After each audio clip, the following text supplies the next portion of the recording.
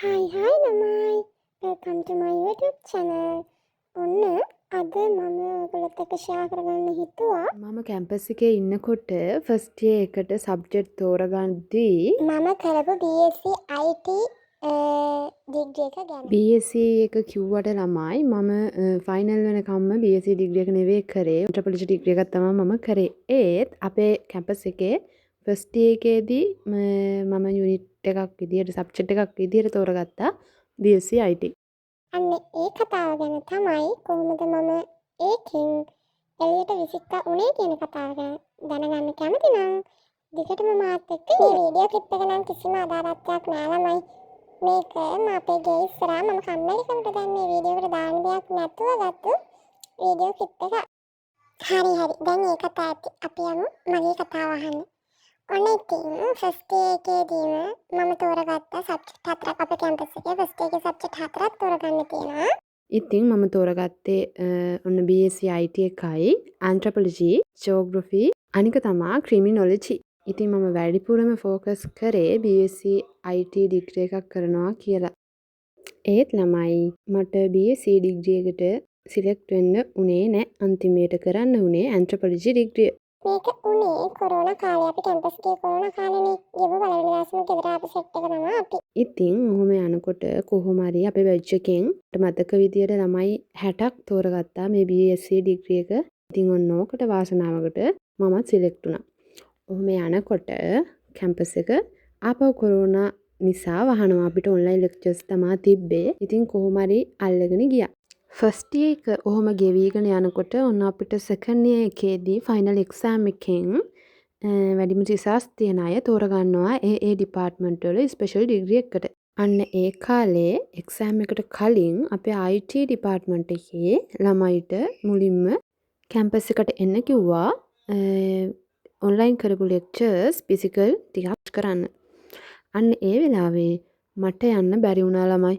මොකද කියනවා නම් මම ඒ කාලේ හොස්පිටල් එකේ තමයි හිටියේ. මට සෙම උච්චන්න වෙලා කොහොම හරි ડોක්ටර්ස්ලා නම් කිව්වේ ලේවල් වලට විස බීජයක් ගියා කියලා.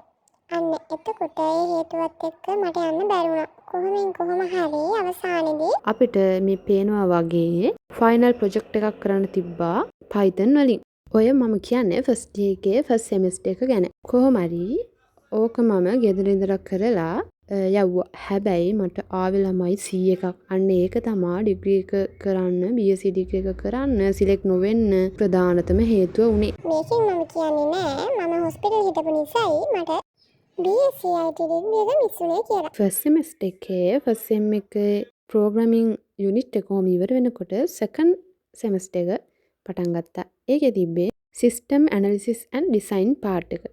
ඔන්න ඉතින් ඒකට නා යාන්තම් කියලා කොහොම හරි B එකක් දාගත්තා. ඒත් ළමයි අවසානයේ සෙකන්ඩ් ඉයර් එකේ ස්පෙෂල් එක කරන්න ඒ රිසර්ච් මදි වුණා. වැඩේ කියන්නේ ළමයි ෆස්ට් ඉයර් එකේදීම ළමයි 60ක් තෝරගත්තා කිව්වනේ මං. අන්න ඒකෙන් 55ක් විතර වුණා. ළමයි ටික හැලුණා. අන්තිමේට ඔය ටිකෙන් තමයි සෙකන්ඩ් ඉයර් එකේ ස්පෙෂල් එකට තෝරගත්තේ මට මතක විදිහට 50 දෙනයි. ඔය පහ අතරේ මමත් විසික් කරලා තියෙනවා. ඔන්න ඔහොම යනකොට මගේ බලාපොරොත්තු සියල්ල සුන් වුණා. සුන් වුණා නෙවෙයි ළමයි. සුන් වෙලා වගේ හිටියේ. කොහොමරි ඇඬුවක්. අවසානයේ හිත හදාගත්තේ බොහොම අමාරුයි. ඒකට මට ටික කාලයක්ම ගියා. ඔන්න ඔය කාලෙදීම මට තව එකක් මිස් වුණා. ඒක තමයි අපේ කැම්පස් එකේ ඔයාලා දන්නවත් ඇති ඉංග්‍රීසි ඩිප්ලෝමා එකකට ෆ්‍රීම ළමයි සිලෙක්ට් කරගන්නවා. අන්න ඒකට මාව කොහොම හරි ෆස්ට් ඉයර් එකේ ඒ දෙකක් තිබ්බ නිසාද කොහෙද මාව සිලෙක්ට් වුණා.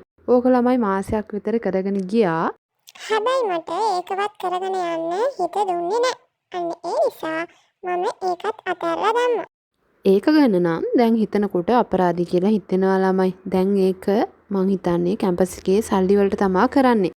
ඔන්න ඔය විදිහට ඒ දේවල් සිද්ධ වෙගෙන යනකොට මම තීරණය කරා ජෙනරල් ඩිග්‍රී එකක් කරනවා කියලා. මොකද මට අරකට තේරුණේ නැති නිසා කිසිම දෙයක් කරන්න හිත දුන්නේ නෑ ළමයි. එහෙම හිතාගෙන ඉන්නකොට මම දැන් ජෙනරල් කරන්න ලෙක්චර්ස් යනවා. ඔන්න ඔය වෙලාවේ අපේ ඇන්ත්‍රොපොලොජි ඩිපාර්ට්මන්ට් එකේ මගේ නම ස්පෙෂල් එකට සිලෙක්ට් වෙලා කියලා තිබුණා. හැබැයි මම ඒකවත් කරන්න හිතුවේ නෑ. මොකද මට ඕනුනේම ෆස්ට් එකේ ඉඳලා BSc ඩිග්‍රී එක කරන්නනේ. මම ඒකට හීන දැක්කා. අවුරුදු 4ම මම ප්ලෑන් කරලා තිබ්බේ. ඒත් තමයි හදිස්සියේදී ඒක කඩාගෙන වැටුණානේ. අන්න එතනින් මම තීරණය කරා ජීවිතයේ හැමදේම අපි හිතන විදිහට වෙන්නේ නැහැ. එන විදිහකට අනිවාර්යෙන්ම මුණ දෙන්න ඕන කියලා. කොහොම ඉතින් දුකෙන් කාලය ගෙවිගෙන යන අතරතුර අපේ ගෙවල් වලින් අම්මා අක්කා මල්ලි එහෙම මගේ හිත හැදුවා. ඔන්න ඔය අතරේ මම ජෙනරල් ඩිග්‍රී එකට කරන්න ලෙක්චර්ස් යනවා කියලා දැනගෙන මගේ යාළුවෙක් මට හොඳ ලෙක්චර් එකක් දීලා ඇන්ත්‍රොපොලොජි ස්පෙෂල් කරන්න කියලා මාව දිරිමත් කළා. අන්න ඒ විදිහට තමයි මම ඇන්ත්‍රොපොලොජි ස්පෙෂල් එකක් කරනවා කියලා තීරණය කරේ.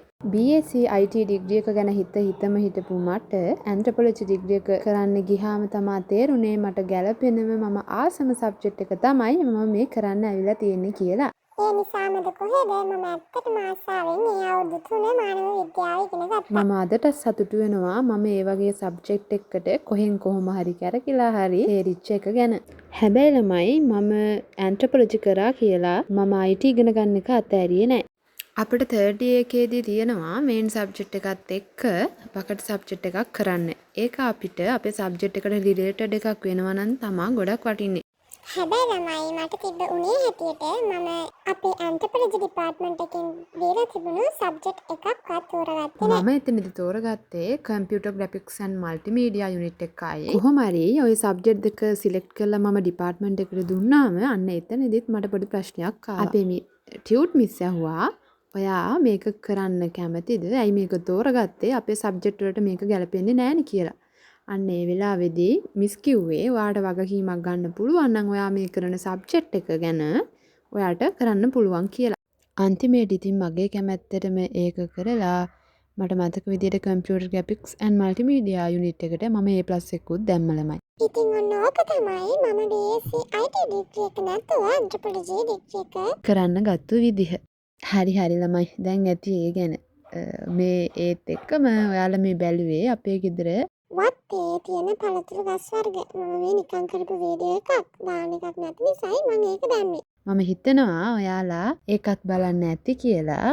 ඉතින් මට මේ වීඩියෝ එකෙන් අවසානයට ඔයාලට කියන්න තියෙන්නේ අපිට මේ ජීවිතේදී අපි හිතන හැමදේම මේ විදිහටම ලැබෙන්නේ නැහැ. හැබැයි අපිට ලැබෙන දේ මොකක් වුණත් ඒක සතුටින් බාර අරගෙන ඒ වෙනුවෙන් වැඩ කරන එක තමයි අපි කරන්න ඕන. මම ඒක විශ්වාස කරනවා තදින්ම. ඉතින් ඔයාලට දේවල් නොලැබුණා කියලා දුක් වෙන්නේ නැතුව ලැබුණු දෙයකින් ප්‍රයෝජනය ගන්න. එහෙනම් අදට මම ගිහින් එන්න. මාව ආන් හිටපු හැමෝටමයි මේක බලපු හැමෝටමයි ගොඩාක් ස්තුතියි.